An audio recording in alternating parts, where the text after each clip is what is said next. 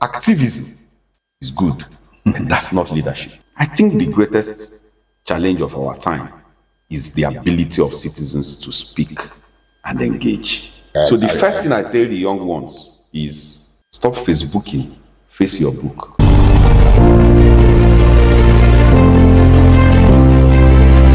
Not everything makes it into the headlines, but we bring you the full story. Join Uchenna Cyril Anyoke, a renowned media personality and former president of the Nigerian Publishers Association, as he unpacks the real issues behind the news, from politics to public policy, economy to human rights. Nothing is off limits. Expert guest, in-depth conversation, local and global perspective. New episode every week on Facebook and YouTube. Watch now on Freedom Square TV. Follow for updates and behind the scenes clips. Beyond the headlines, beyond the news. The citizens, as enshrined in the Constitution, have responsibility. But this is symbiotic. I do not think that citizens are not naturally going to be orderly. They are pushed by circumstances, sometimes very complex, outside their control. People go to the same market. People see what is going on. I think the greatest challenge of our time is the ability of citizens to speak and engage. That's why I said we understand the gap in the current social movement. If we don't have a new kind of culture, leadership culture in Africa, we are in trouble.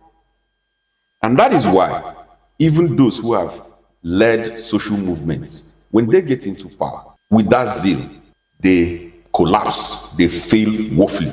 Because activism is good, but that's not leadership. So the first thing I tell the young ones is stop Facebooking, face your book. In Facebook, you make noise. When you face your book, you can engage. It is not enough to rant on social media. What is your plan for engagement? Some of them meet these leaders with that zeal, and they throw them off balance. Some of them don't even know the normative frameworks with which they can engage. You see some of the gender activists, they don't understand even what Resolution 1325 says. So what is your basis? So these politicians understand that. So we need to create that consciousness. And it's not going to be a one-day thing. This program is one of them. How can we invest in this kind of program? How can we amplify this? How can we replicate this in many places so that people can begin to engage? How can we also make sure that it is not elitist? So let people also on the streets, the market women, also come to this kind of program and give their own opinion about democracy. Because for them, democracy is about my well-being.